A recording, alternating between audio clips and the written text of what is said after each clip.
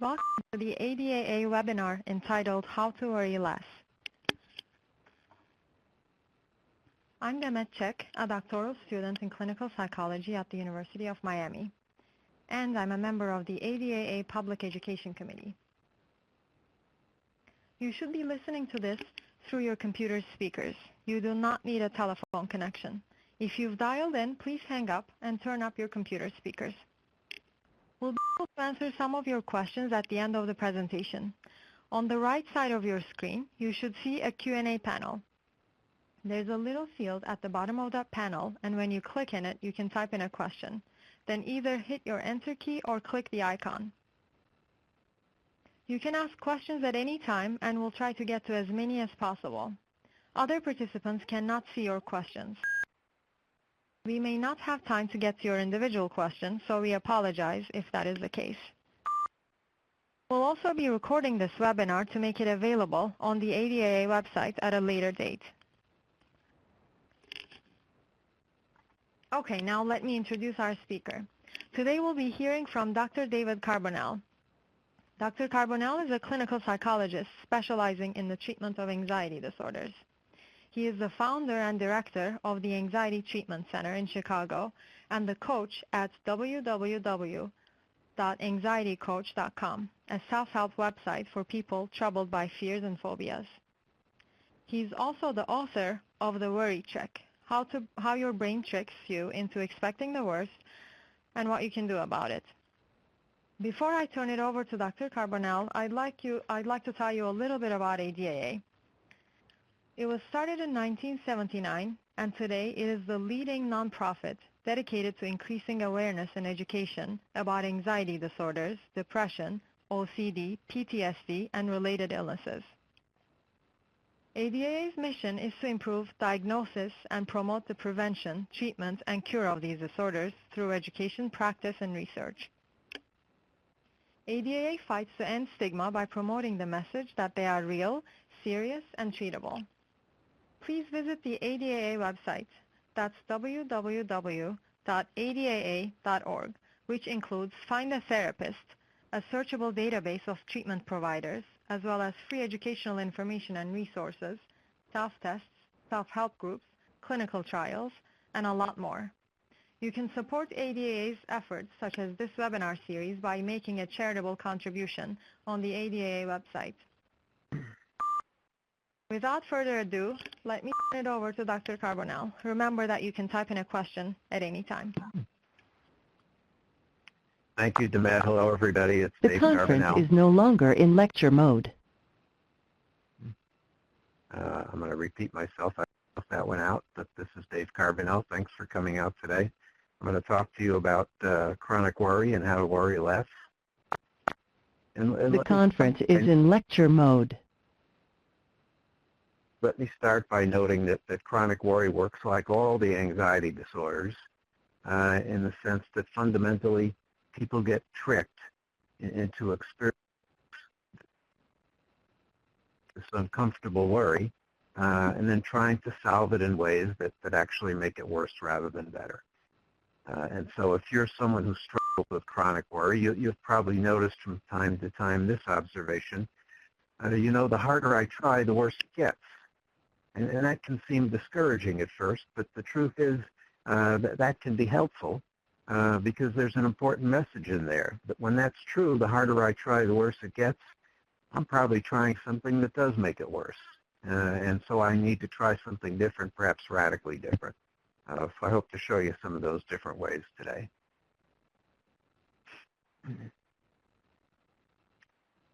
So here's some key points on the slide that I want to touch on today.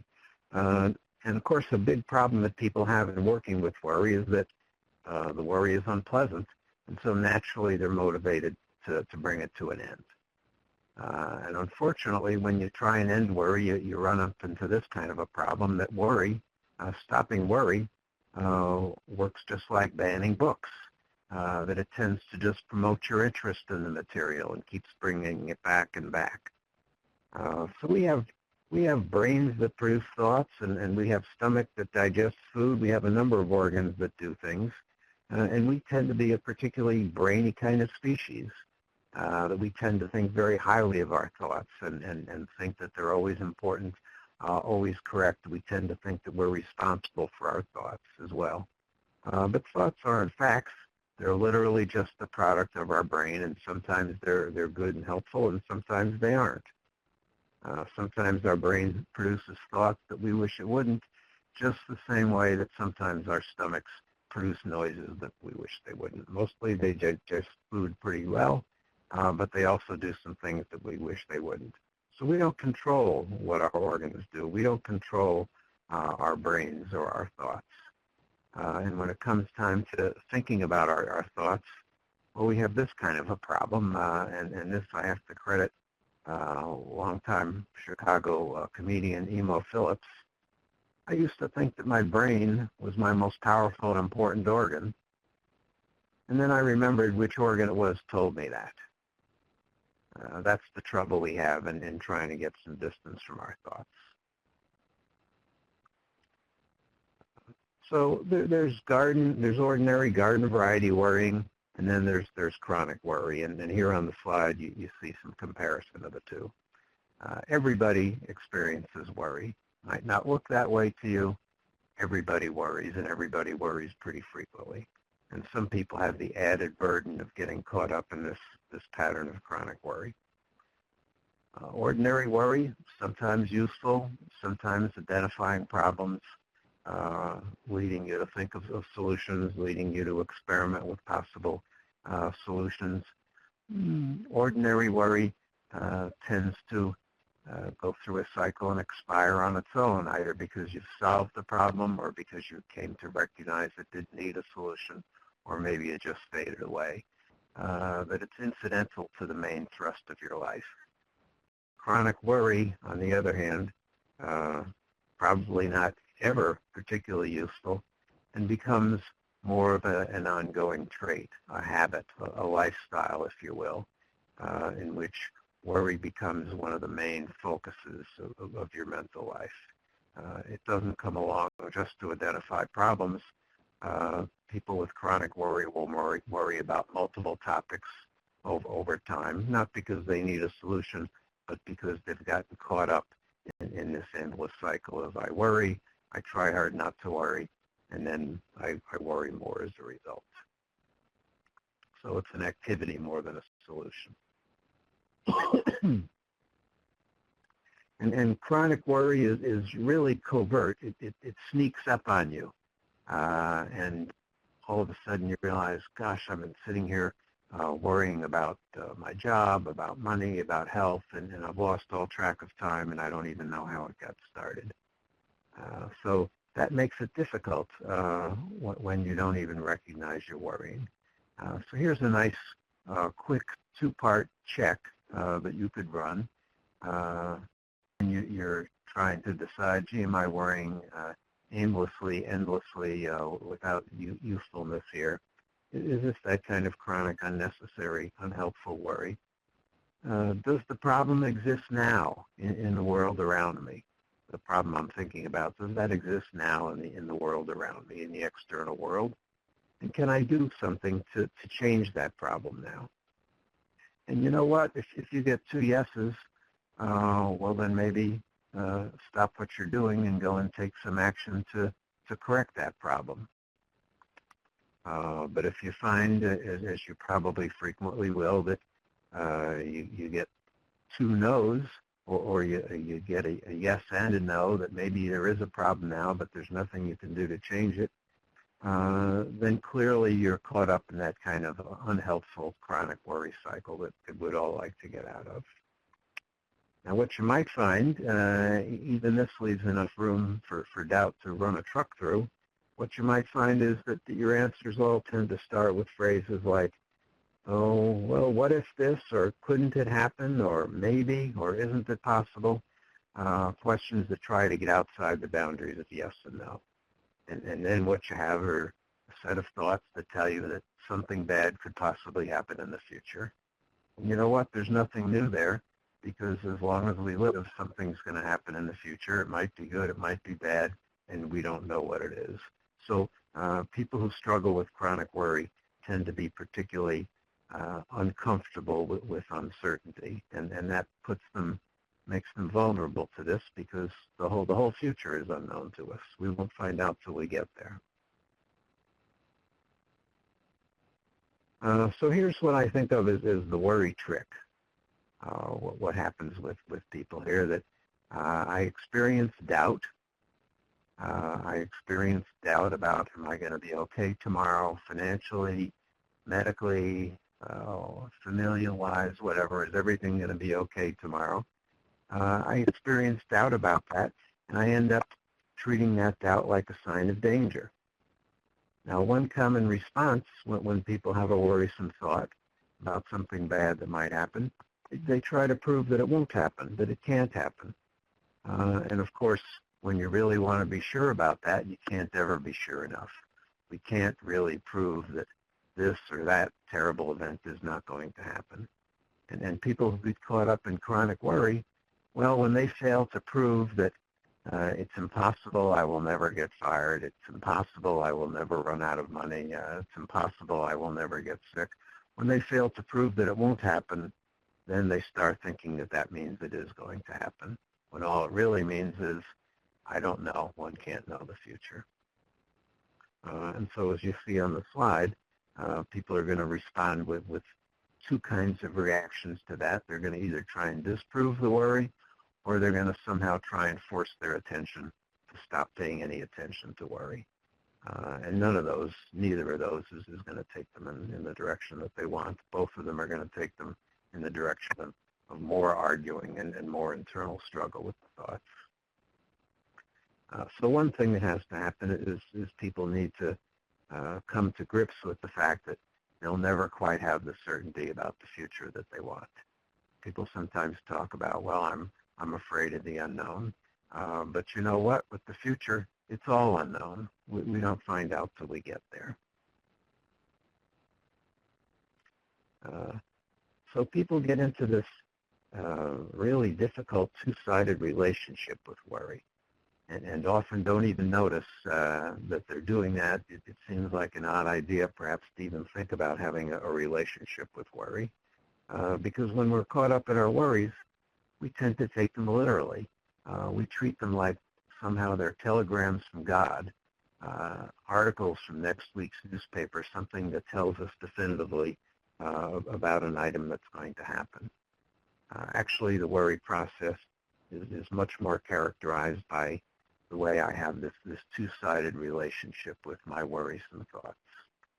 And as you see on the slide there, they're quite distinct, and people will go back and forth between the two of them, sometimes taking the worry thoughts as if they were some kind of important prediction about the future, and then they try and prove it's not going to happen.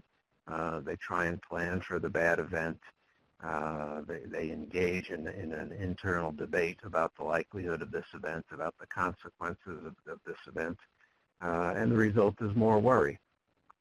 And sometimes then, when they're just sick and tired of all that, into their mind comes the idea, I just have to stop thinking about this. This is going to harm my health. This is going to make me crazy. This is going to interfere with my ability to be a good employee, to be a good parent, or whatever.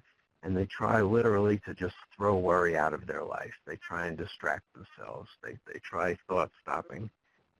They do all kinds of things in an effort to stop having those thoughts. And the harder you try to stop having those thoughts, we go back to the notion of banning books here, the harder I try not to think of it, the more I'm going to notice these worrisome thoughts. So neither side of the street here is really going to be helpful to people. And chronic worry is the condition of constantly going back and forth, one side of the street to the other, neither one producing the relief you'd like. And so overall, what we want to do is find some way to relate to worry differently that gives us options other than these two. On the one side of the street, when people are trying to reason with chronic worry, here's some of the things they do, and maybe you've noticed yourself doing this. And one, boy, this has only been around 20 years or so, they go to the internet for what we call research. In other words, they Google scary words and ideas. And they're looking for information. They hope somehow it's going to help. Truthfully, at bottom, what a worrier is hoping to find when he or she goes to the internet, they'd like to find a page with their name and their picture on it that says, you will never have any of this trouble. I guarantee it. And of course, they're not going to find that. Not at all. They're going to find more doubt, more ambiguity, maybe networks of people writing in, worrying about other problems. The research on the internet tends to bring them back to more doubt and concern rather than the less concern that they're hoping for.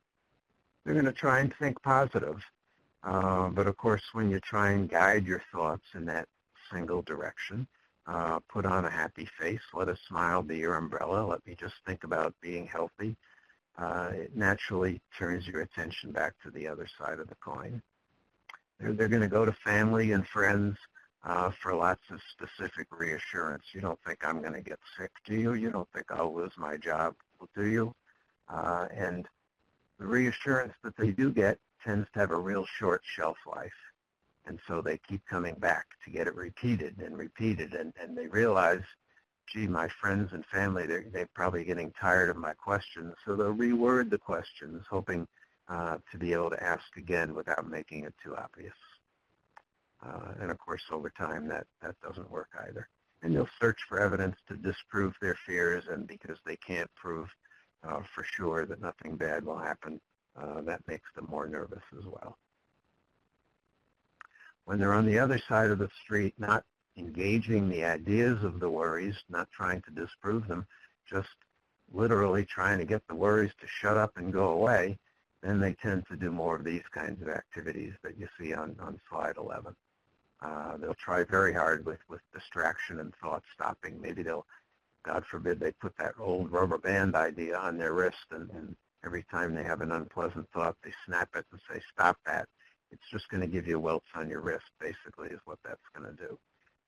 They may try and drink their troubles away, use alcoholic beverages and drugs to get all those kinds of thoughts on their mind, off of their mind.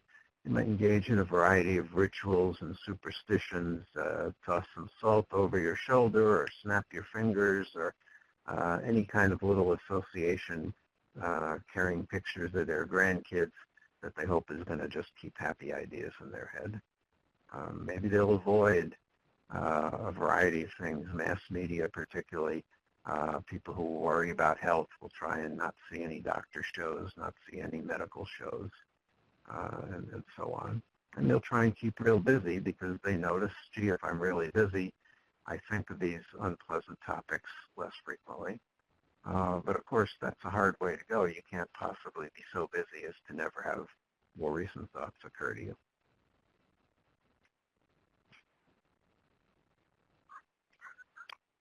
So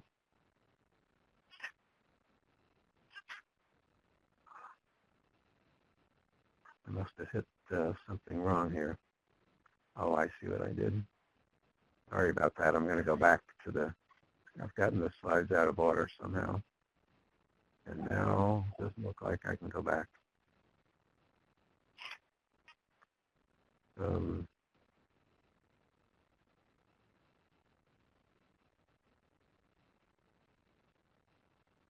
Okay, I think I solved the problem.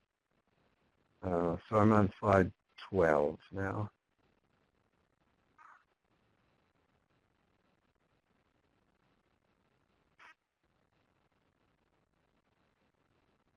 Give me a moment, please. Okay.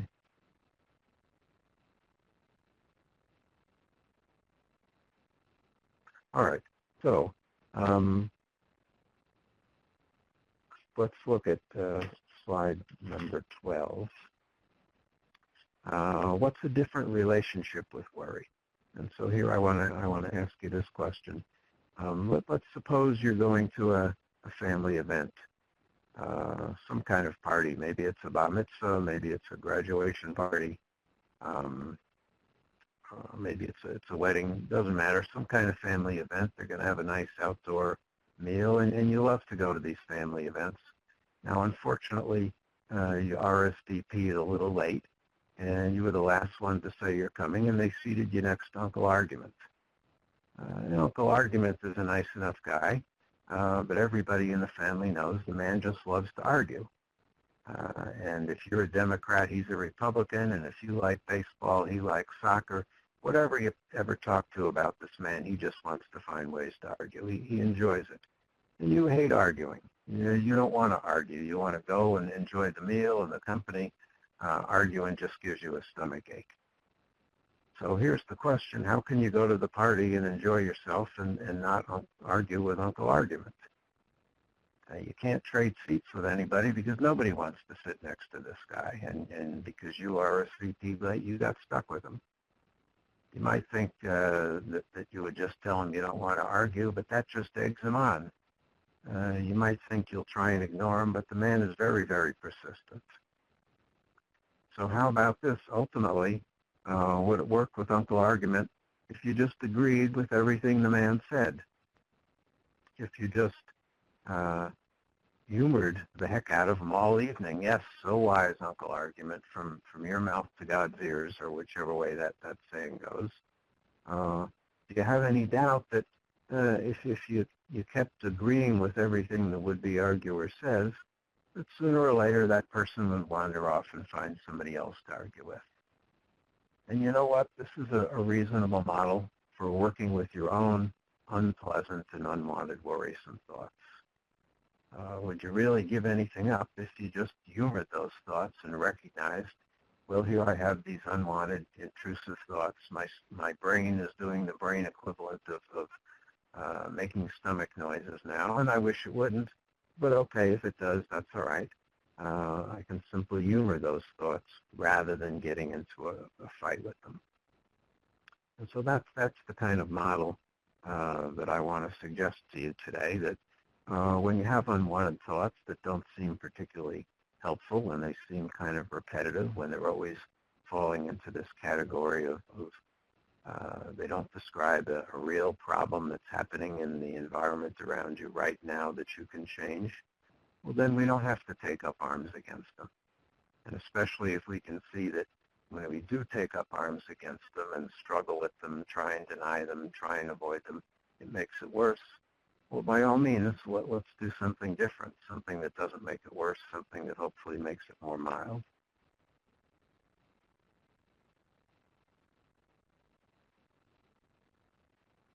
And so what we're talking about then is treating chronic worry like a heckler. And treating it like a heckler is kind of a nice idea, I think, because most of us can recognize if we think about heckling in some kind of performance situation, what's a helpful way to respond to heckling and what's an unhelpful way. And so we could probably pretty clearly see that for a performer to respond to a heckler by rushing down into the audience and having a fist fight with the heckler, not so helpful there, and especially since she's no longer doing his show. Probably also doesn't really work very well to try and ignore or pretend that the heckling isn't going on, because you'll still hear it and you'll still be aware that other people are hearing it, and it will play on your mind. But if we could find some way to work with the heckling, find a way to make the heckling more acceptable, maybe even humorous part of my routine, to not try and deny it, to not try and oppose it, that might be the way out.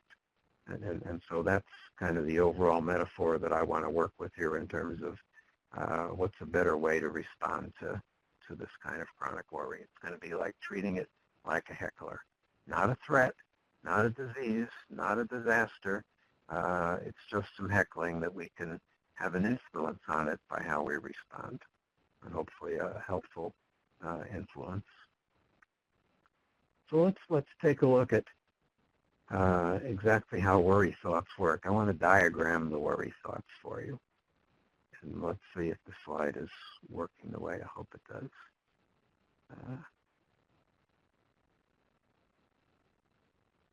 All right. So here's how chronic worry starts. 2 words. You've probably heard these words many, many, many times over and over again. Always the two words, what if?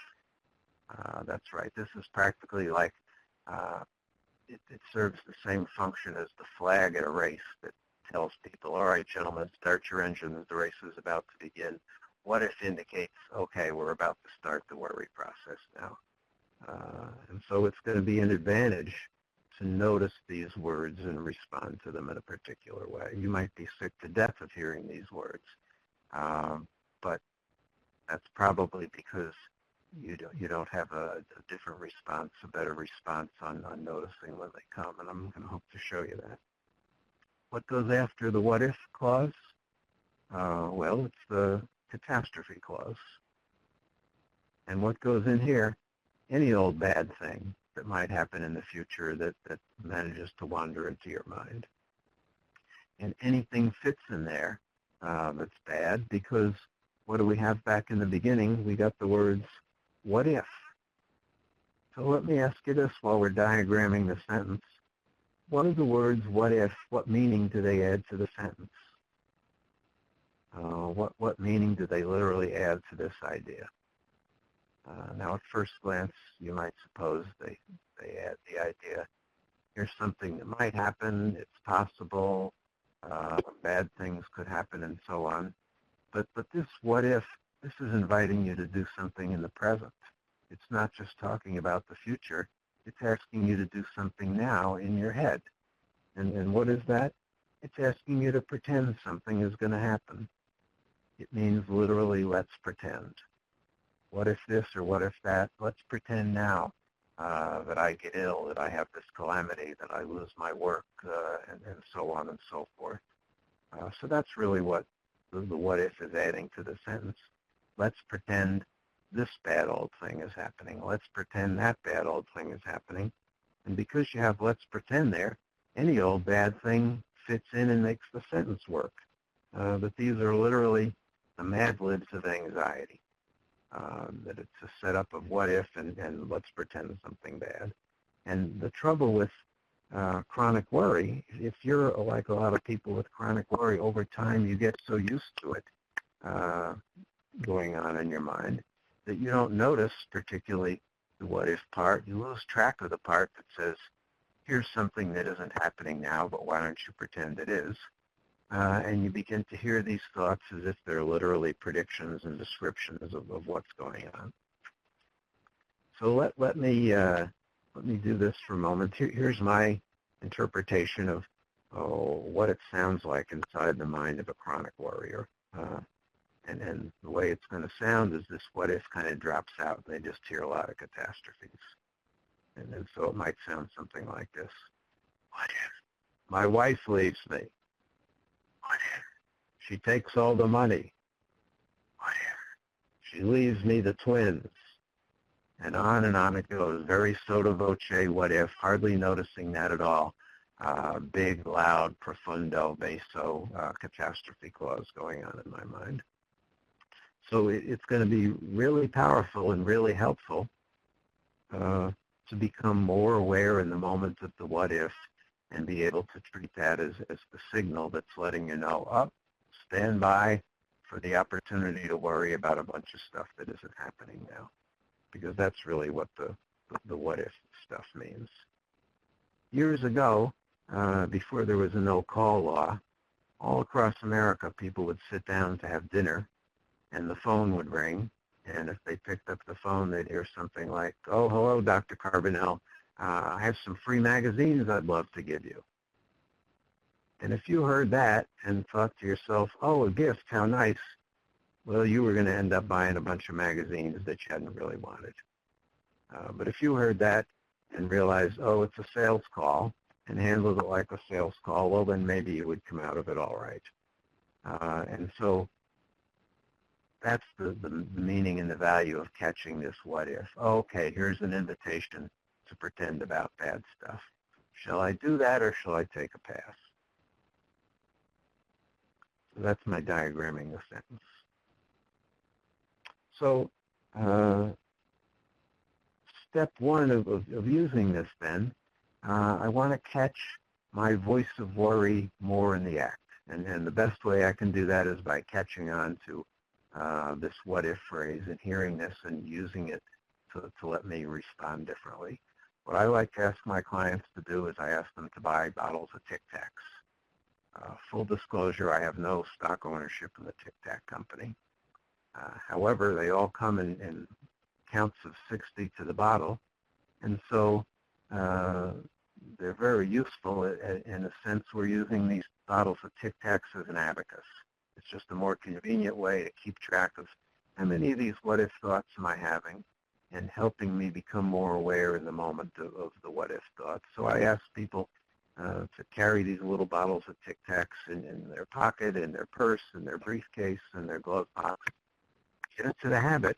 Each time you notice a what-if, take out your bottle, open it up, take out a Tic Tac. You could eat it or you can flick it into the street. Doesn't really matter.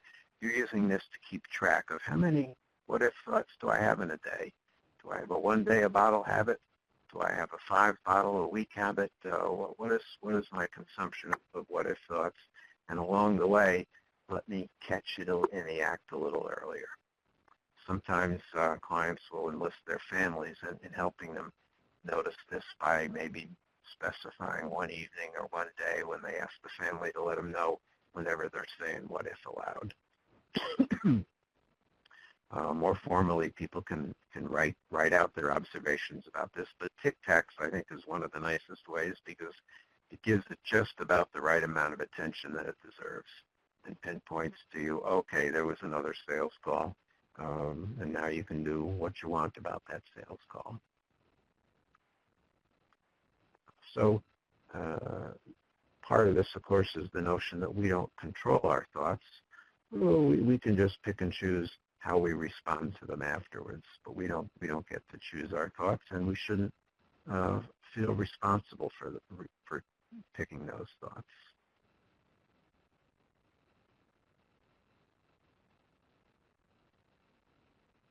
So step 2, now that I've noticed this what-if thought, now that I've seen, okay, here's the invitation from Uncle Argument to get embroiled, what can I do that's different? I don't want to keep doing the same old thing because that'll give me the same old response. I don't want to argue with the thought.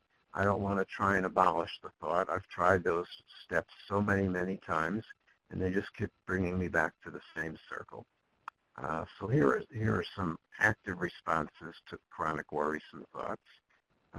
Hopefully they are broadly different enough from each other that you'll each find something you like in here.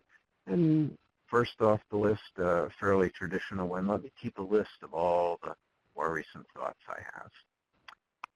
And you could keep that on a 3x5 card, or maybe a 10x12 card, or a long roll of paper if you're having a lot of these different thoughts. You could keep it on your digital device. Let me keep a list of these thoughts, and as I notice one, I just want to stop and see, is that on my list already? And if it is, okay, thanks for the thought. I'm going to move on. If it's not on my list, I'll add it. But that's all I'm going to do. Just look and see if it's on the list, and if it's not, I'll add it. We could double down and humor the thought I have on the list here. And by this, I mean, let me take this thought, this invitation to worry, and build it up, make it more expansive, make it seem more calamitous, more exaggerated, maybe even make it so large as to be ridiculous. What if I lose my job? Well, not only will I lose my job, they'll probably repossess my house as well. Okay, so I don't want to give it any quarter. I don't want to try and rationalize it or reason with it or modify it in any way. I'm just going to constantly be churning with this invitation to let's imagine something bad. I can make a haiku of my thoughts. I don't know much about haiku, but I know it's a traditional form of Japanese poetry. 3 unrhymed lines. The first line is 7 syllables. The second is 5. The third is, no, I'm sorry, it's 5, 7, 5. 5 syllables, 7 syllables, 5 syllables. Certainly don't want to have the wrong count of syllables when you're making a haiku. And you can literally make a haiku out of your worry. And it's interesting when people do this, just the act of trying to take your worrisome thought that may have occurred to you dozens and hundreds, perhaps thousands of times, and put it into this haiku format, changes it somehow. So I had occasion to work with a woman who worried a lot about her choice of diet in this particular phase of her life, and she had worries about being a vegan or not being a vegan. And she had worries that there were certain aspects of the vegan diet that might affect her memory, I think it was, and there were other aspects of being a meat eater that would affect her mental health in bad ways. And she had fears about both sides of the street. And here's her haiku. I eat animals. I'll probably go insane. Please water my plants. Kind of nice. And it incorporated all the things she worried about and did it in kind of a dry, humorous fashion. Made a big difference to her in terms of how she responded to the thought. Not whether or not the thought was there so much, how she responded to the thought. You can do something similar. If haiku's not your style, you can make a song out of your worry. I have some panic disorder songs on my website that are along these lines. But you certainly don't have to sit there with dread recitation of the thought. You can sing it, tie it into a show tune or some other song you like. You could write a news story about the awful event, another way of playing with the thought and putting it into a different style. Those of you who are bilingual, I heartily recommend worry in your weaker language. It's another way of transforming how you relate to the apparent content of the worry. It just makes a big difference when you have to kind of struggle with grammar and vocabulary and try and translate this worry into your alternate language. So somebody trying to remember, how do you say choke to death in German? Very different experience. And sometimes it just makes them laugh out loud. Take your worries for a walk. What I'm getting at here is don't feel you have to stay at home and get the problem of worrying solved before you go out and go on to the next activity. Somebody who's at home, they have a dinner invitation to go to, they think they're having too much worry to be able to go to the dinner invitation. Pack up your worries, take them with you, and go to the dinner party because something very different is likely to happen to your worrying while you're there. Don't make the mistake of thinking you have to stay at home and solve that problem first. So those are some of the active responses that I direct people, and a lot of my clients have found very helpful. The Cadillac of this, of course, is scheduling worry appointments, and here's the basics of worry appointments. And this involves literally setting aside time on a daily basis. I usually talk about twice a day for 10 minutes where I'm just going to worry. And I'm going to worry out loud, and I'm going to worry in front of a mirror. I'm going to pick a time and a place where I don't have to answer the phone. I don't have to look after the children or the dog. I don't have to answer the door. So I can completely turn myself over to the worry. And I'm not going to be doing any reassuring, any problem solving, any reminding, any asking for help, nothing. It's just pure, unadulterated worry. What if this and what if that and what if these other things on top of that for 10 minutes. So why would somebody do this?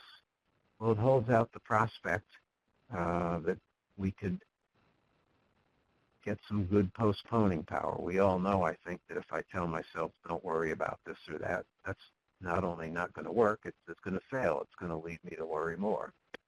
When I know I have an appointment with worry, the rest of the day, if the thought occurs to me to once again think, oh, what if I lose my job?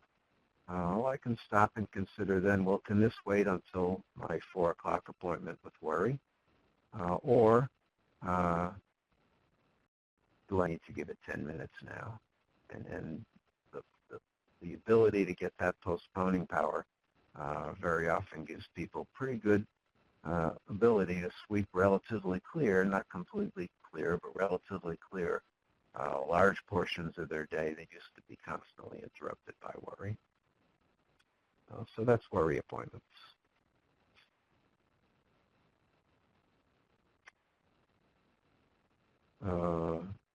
as you find that you're doing better with the use of these techniques and then the worry appointments, here are some things that I would recommend to you as a form of general maintenance.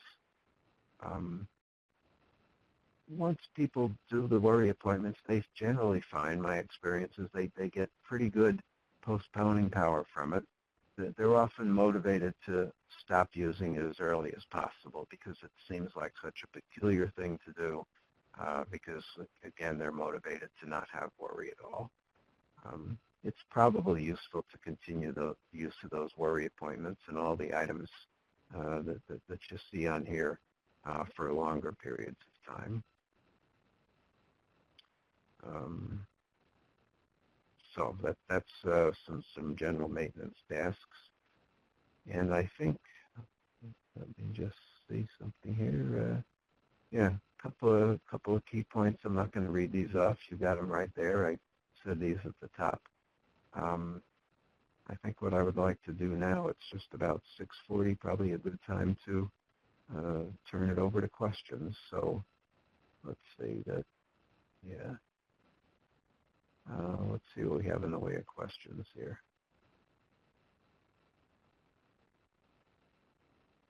Dr. Carbonell, if you click on the questions, you're going to be able to see the full text. Yes, okay, thanks. I'm looking at, okay. So here's a question in regard to health worries. Shall I read them or can everyone see them? I guess I need to read them. Everyone can see them, so it will be great if you can read them before answering. Everyone can't see them. Yeah, they cannot. You and I are the only ones that can see the questions. Got it. In regard to health worries, how does one come to grip with the uncertainty where the very thing you worry about can kill you? I worry that my chest ache. How do you let go of this or work with this when the possibility exists? Well, you know what? The possibility of anything exists all the time. The fact that you have that thought in your head isn't telling you anything about the possibility. Okay, there won't be a time in life when you can't imagine possibilities. Possibilities are literally a dime a dozen. Now, if we're talking about someone that has a physical symptom and it seems threatening, well, I guess first time you go, you have the symptom checked out. But in the context of general worry, implicit in this question is probably, here I keep having the symptom over a period of time. I go to see the doctor. They don't seem to be able to help me. Maybe in the context of panic attacks, I go to the emergency room. They don't seem to be able to help me. That's because it's not really their kind of emergency, but it's physical symptoms that may be uncomfortable but not dangerous, aided and abetted by thoughts that say, what if this is deadly? What if this is dangerous? What if blah, blah, blah? So if you want to know for sure, I don't have an ailment in me that will kill me, you can't have that certainty. And life and letting go of worry involves coming to grips with the fact that we can't predict the future. If I want to rule out any trouble, I can't do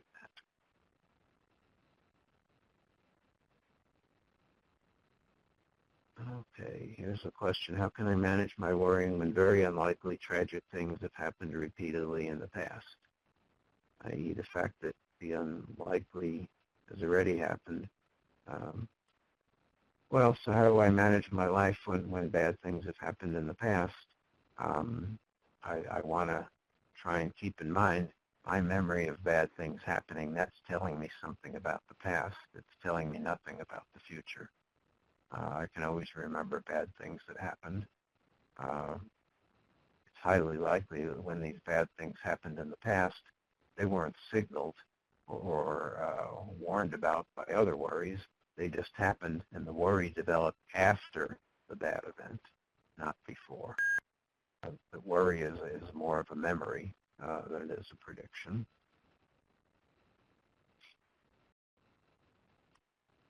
Would you deal with the catastrophe clause the same way you deal with the catastrophe? No, not at all. This is going back to diagramming the sentence. Catastrophe clause is a thought about something bad that might happen. It's not at all like the catastrophe. Here's a way to think about it. when am I likely to be having the thought, what if a dog bites me?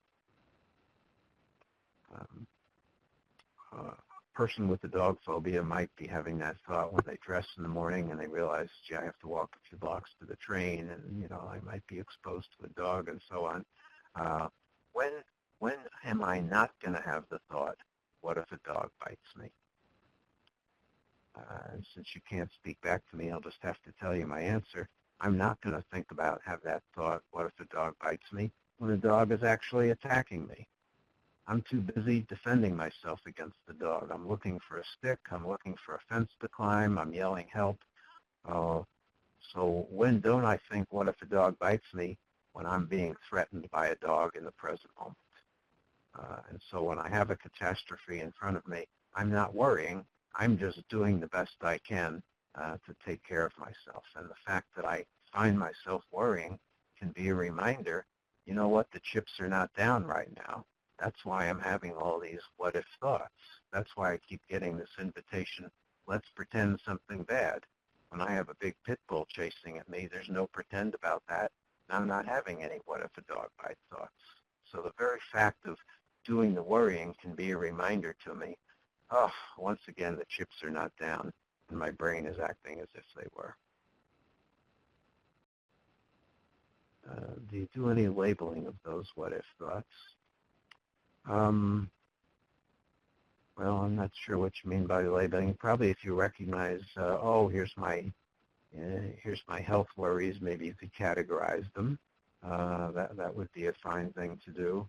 I don't probably apply too many labels. I just want to help people notice, oh, what if again? We're at the what if territory. And then immediately step into some of those more active responses. It's sort of like, if we could train a bull to see the red flag in the bullfight and remember to himself, oh, I know what this is about. They want to stab me with their darn swords. I think I'll just lay down and eat some daisies. Bullfighting would be over. Now, we can't train a bull, I don't suppose, to realize that red flag is a trick and just do something different with it, so he charges. We can train ourselves, though, to respond differently to those what-if thoughts. Facing worries instead of avoiding worries. Yeah. The harder I try, the worse it gets. Let me try something different. Now, across the board with anxiety disorders, I'm getting so excited about the question, I'm not reading it properly. Facing worries instead of avoiding worries is such a new but exciting strategy.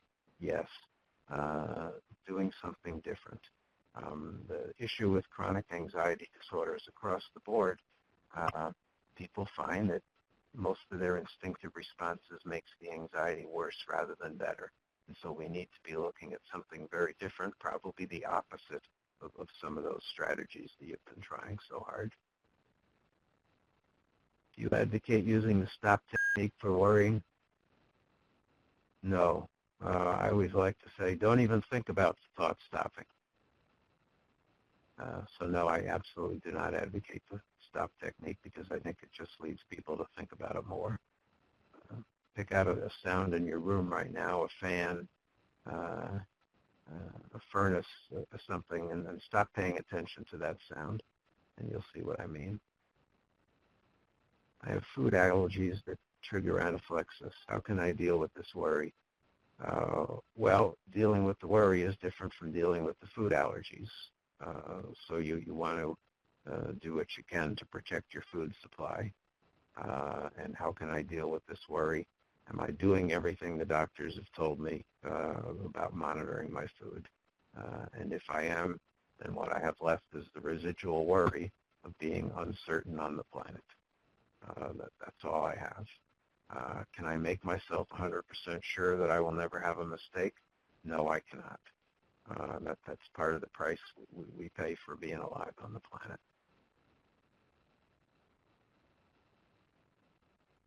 Any advice for someone with the fear of being stuck, such as on the train, in the subway, or elevator? Okay, so this gets more into worries that are associated with claustrophobia and panic disorder.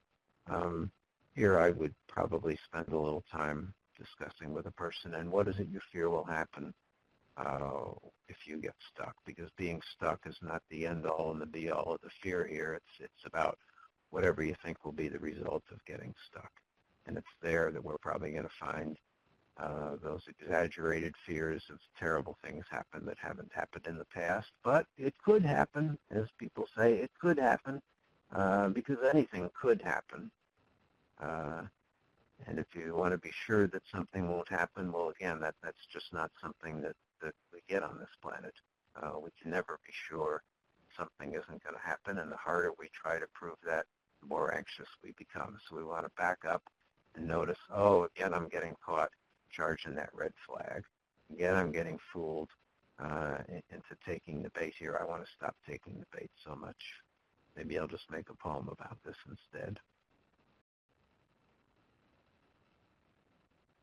How do I practice worry appointment when something I see reminds me to worry immediately? For example, going down the subway, I worry there will be a bomb or a violent person.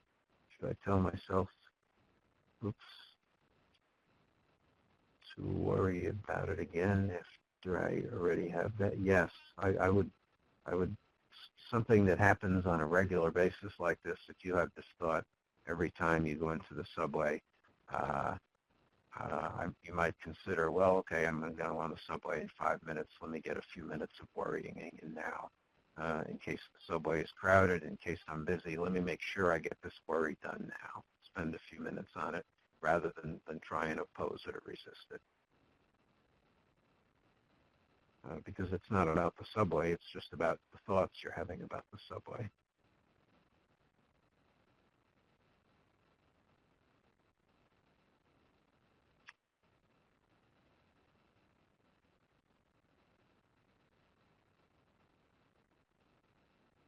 Uh-oh, my website is not responding now. Oh, here we go.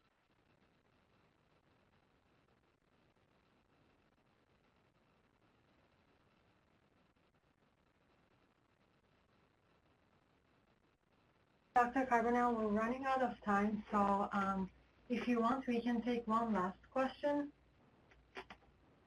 One last question, you say? Yes. Okay. If you want, you can just look at the questions that are there and select one that you think is the most relevant, or whichever one. Okay. Let me just scan down, see what we got here. How can I deal with panic attacks? I'm not going to take that one because this is about worry, but let me mention that there's lots of good information about dealing with panic attacks on the ADAA website, adaa.org, and also, of course, on mine at anxietycoach.com. But I won't take that question now. Would intentional exposure to the worried thought help? Yes. People find the notion of exposure to be kind of confusing when it comes to thoughts. For instance, people have said to me things like, well, I'm afraid of death. I keep having these thoughts about death. I don't know what to do. I can't expose myself to death. Well, and that's right. But you're not up against death. You're up against thoughts of death. And so doing exposure to thoughts is just the same kind of procedure as a person with the dog phobia needs to spend time with dogs and maybe prolonged time and not be rescued and so on. If you have chronic worry, these thoughts, they're your dogs, or snake phobia, they're your snakes, and this is what needs to be spent time with. What is exposure to thoughts all about? It's about making those thoughts a little more boring and routine for you. And so regular use of worry periods, that's an exposure task that's aimed at making these thoughts a little more routine and boring. You know, we can pay good money and go watch a scary movie that's been produced and written and directed that's going to elicit fear from us. And this is what we are as a species. We can watch pictures that we know are made up and untrue and still feel all kinds of fear. And even people who love scary movies, if they watch that scary movie 3, 4, 5 times, this is my favorite new scary movie, after they watch it a few times, it's not so favorite for them anymore. It gets a little boring. That's what we're shooting for with exposure to thoughts. Not avoiding, not protecting, not converting them to pleasant thoughts, no thought stopping, no avoiding. Let me spend enough time with these thoughts, perhaps in novel ways, that they begin to lose their power to disturb me, just as the sight of a dog begins to lose its power to disturb the dog phobic. Well, I didn't get nearly to do all the questions, and I apologize for that. I think Demet will have something to say about possible follow-up. But I think I'm gonna stop on that note. Thank you so much for coming out. Thank you so much, Dr. Carbonell, for this great presentation. And thanks everyone for attending. We hope that this was helpful. We're sorry we couldn't get to all of the questions that you had, but you can use our website, and I hope that it'll be able to address at least some of your questions that you might have. That is adaa.org. Please let others know about this series and consider making a contribution to ADAA. So bye for now, and we'll see you next time. Have a good evening.